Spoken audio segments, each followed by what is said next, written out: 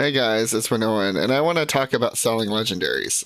The first time I tried it, I thought I was crazy, but it turns out it's actually one of the best things you can do for money in the game, and I'll show you why.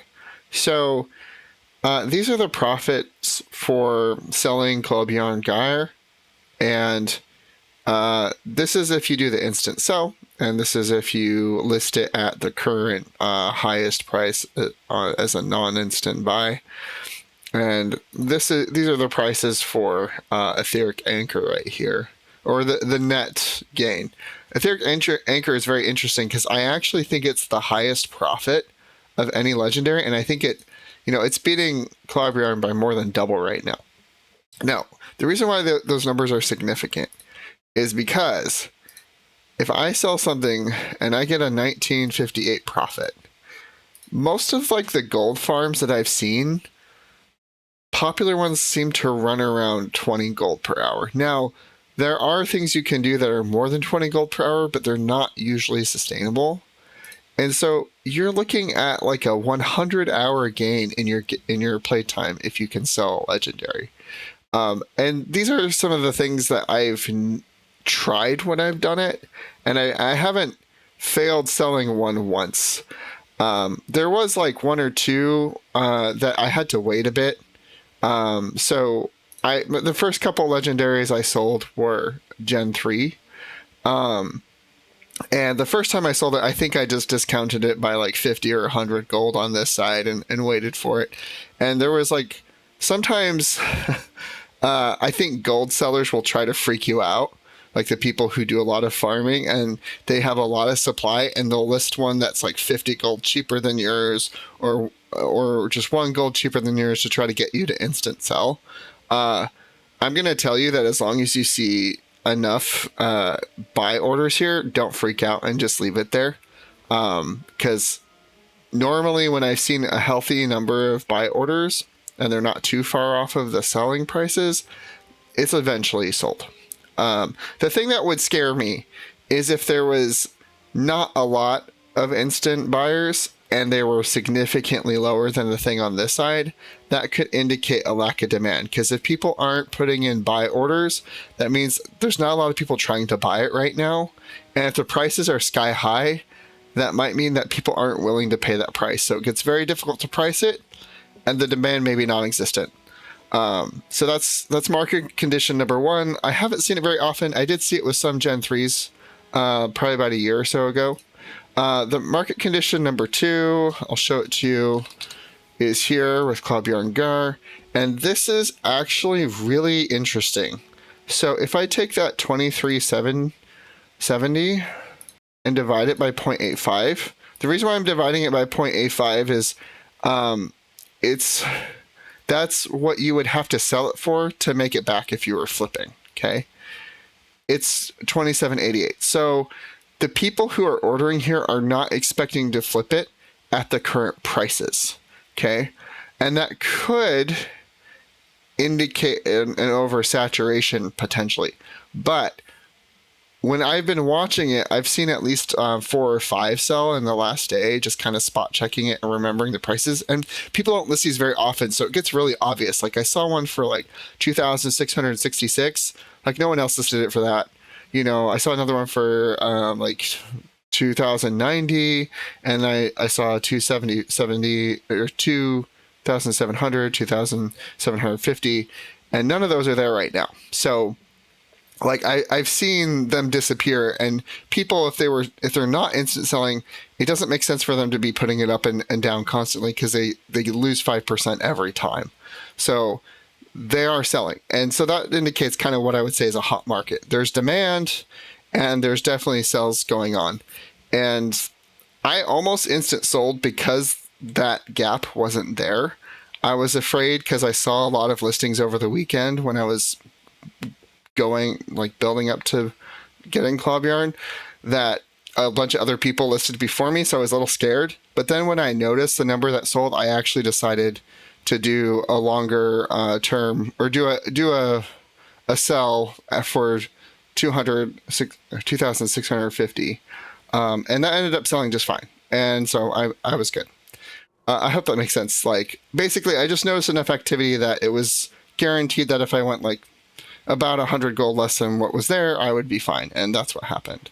Um, Something that I do if I see a huge gap between the buy price and the sell price, but there's still a lot of buy orders around the same thing, is I'll do that math that I showed you where I divide the instant sell price by 0.85. And that will give me a rough ballpark of what to charge if people are just trying to flip it. And even if people are just trying to flip it, if there's a bunch of people listing or buy orders, that means that they're confident they can sell it. And so what I do is I just list it for, the highest instant buy that I can, divided by 0.85, because I know that someone who's trying to flip it isn't going to make money off of me. And they're not going to play all of those weird psychological games because they're just going to lose money. and usually that seems to work. So, the three market conditions are not a lot of buyers. If you don't see a lot of instant buyers, I would say you might want to reconsider trying to sell that specific legendary. The other market condition you can see is where there's a lot of buyers and a lot of sellers, but the gap is less than that 15%. That could indicate a hot market. I would keep an eye on it. If you see more people listing, I would instant sell it. If you see a lot of people listing and they're not buying, I would instant sell it because that could mean that the demand is about to collapse. And then the other one is just kind of, you have a lot of buyers and then you have a really high waiting out to sell, and you're guaranteed to have some flippers there. And what I do is I just bait them into buying by basically listing it for a higher price that they can't make a profit off of flipping it. So they can't flip something for less than this instant buy divided by 0.85. They're going to lose money. And so I know that they're not going to try to price me out of the market. And they may even just buy my legendary to get it out of the way so they can flip their next one. I'm a little evil, but I don't have the time to play the market a ton.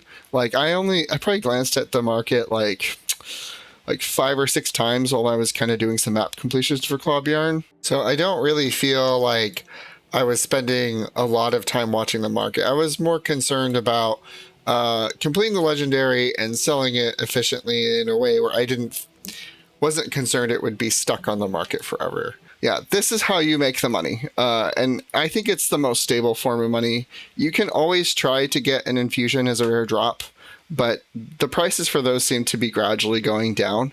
But legendaries seem to be a little bit more evergreen.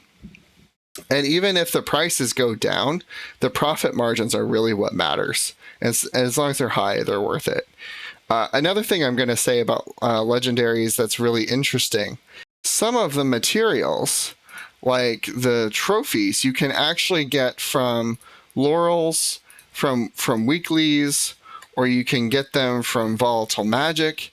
And when you get them that way, you're not spending that money, or you're spending less of it than it would be to buy it outright. So your profit margins are actually a lot higher. And that's another thing to think about when you're selling Gen 1 as well. If you have a Gen 1 legendary kit, you don't have to craft one of the gifts of magic or might, and you also don't have to craft the gift associated with the legendary, which can usually be a couple hundred gold. So there's probably people who will get the legendary starter kits. They'll wait for a similar one to not be in circulation in the Wizard's Vault, and then they'll sell it when the price goes up. That's a strategy too. I don't like Gen 1 because of the number of map completions that are needed for it. I just do it if I want something that's a little cheaper than the other ones. Gen 3 is probably the cheapest and most time friendly to farm. But the margins aren't as high. Right now, if you're crazy about it, you want to go for the Etheric Anchor, because this is way better than it was a month or two ago when I made the other video. So have at it. Anyway, I hope this is useful. I will say that the first time I listed Legendary, I was terrified. And I was even more terrified when I saw other people list price. I think one person listed one less than it, another one listed around the same price, but just a little less. And I was concerned it wasn't going to sell, but I just decided not to worry about it, and it sold. And I made, probably about 500 to 700 gold off of it because it was Gen 3. And that made me not scared to do it anymore. And I spent more time thinking about, the pricing structure. And really, the only time I'm really scared is if I don't see a lot of instant buys, because that probably means demand is low. Anyway, I hope this is useful. This is one of the ways that I got rich. I keep telling myself that I'm going to make a new player guides, but then I don't get to it. Hopefully I'll get to it and I'll explain more of what I do. But most of what I do is passive farming in my home instance node and leyline anomaly every day. Those are the two things that you can do. And if you have volatile magic tools, it compounds really strongly because those can be used for trophies and whatnot. Otherwise, all you have to do is really play the game. And do what you enjoy, and you can find ways to make money off of it. Anyway, I hope this helps. Please like and subscribe if you found this useful. Bye-bye.